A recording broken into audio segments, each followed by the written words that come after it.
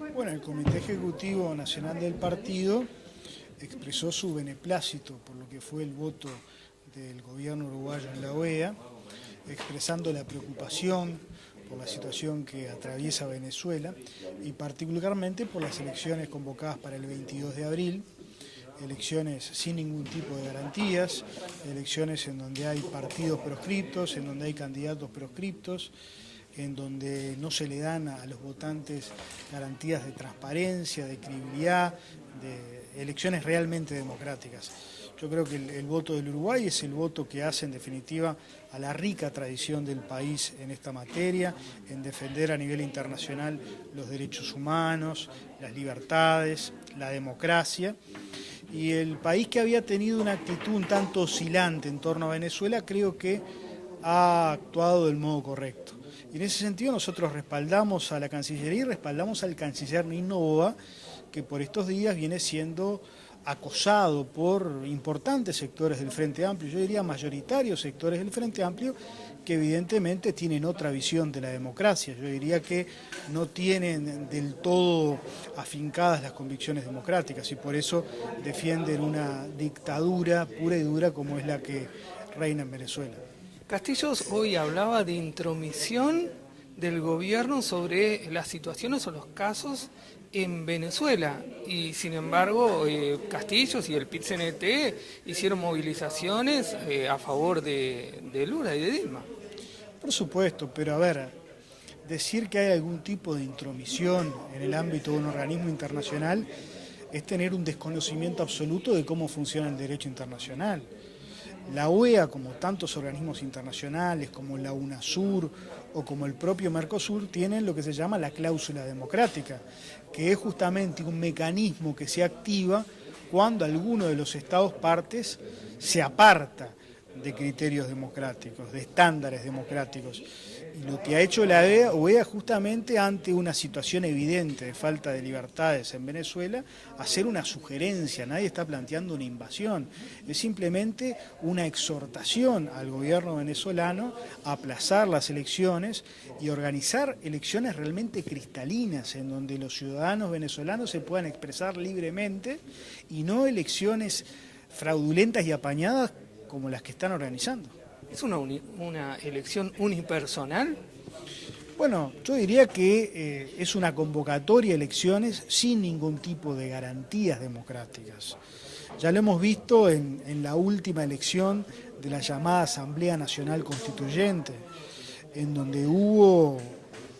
señalado por la propia empresa Starmatic, ¿no?, la propia empresa que proporciona las máquinas electorales, señaló de que hubo fraude electoral, que se contabilizaron más votos de los que efectivamente se registraron. De modo que no ofrece la autoridad electoral venezolana ni el gobierno venezolano ningún tipo de garantías, porque es un gobierno antidemocrático, es un gobierno que ha silenciado y clausurado el Parlamento y no ha respetado lo que fue la elección del 2015, en donde se eligieron representantes del pueblo. Es un gobierno que tiene subordinado al Poder Judicial. Es un gobierno en donde no se respetan ningún tipo de libertades, ni la libertad de expresión, ni la libertad de prensa. Es un gobierno que ha proscripto a los partidos políticos, es un gobierno que ha proscripto a los principales candidatos opositores. Es un país en donde existe una verdadera emergencia humanitaria, en donde no hay alimentos, en donde no hay medicamentos. Realmente la situación de Venezuela es dramática. Y francamente hay gente que parece que cree que el muro de Berlín todavía no ha caído y sigue soñando con esas ideas que llevaron al desastre al mundo hace mucho tiempo y que en Venezuela evidencian un modelo que lleva a estas situaciones de hambruna y de falta de libertades. Cambiando de tema, también demostraron preocupación por la contratación de parte de un privado por Presidencia de la República para medir el tono que se utilizan los medios de comunicación. Exactamente, el Comité Ejecutivo, a través de la Prosecretaría de Derechos Humanos,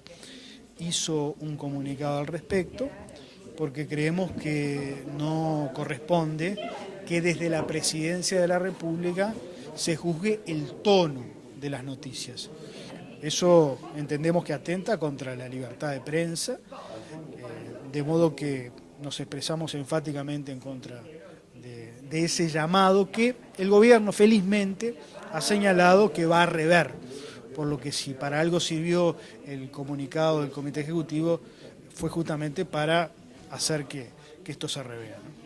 El presidente del Frente Amplio, Miranda, los recibió con casi 400 proyectos de ley y en una suerte de silenciamiento de aquellas palabras que dijo el presidente Miranda de que no habían propuestas de la oposición.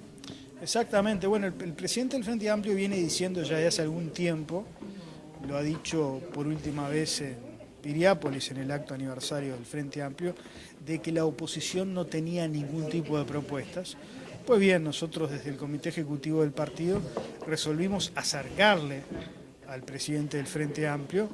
las más de 400 propuestas que en estos años desde el Partido Colorado se han presentado a nivel parlamentario, propuestas de las más diversas índoles que lamentablemente no han sido tratadas siquiera. De las 400 propuestas, solo 6 se han concretado en leyes. De modo que creo que es una actitud que asume el partido, propositiva, de oposición responsable y tendiente a que los discursos políticos de alguna manera se condigan con la realidad. Y el Partido Colorado ha sido un partido de propuesta. Por supuesto un partido de control, un partido que ha ejercido su rol opositor porque nos eligieron para hacer oposición, para controlar al Poder Ejecutivo, para investigar, para interpelar a los ministros, para hacer pedidos de informes, pero también para proponer. Y vaya si hemos propuesto en los más diversos temas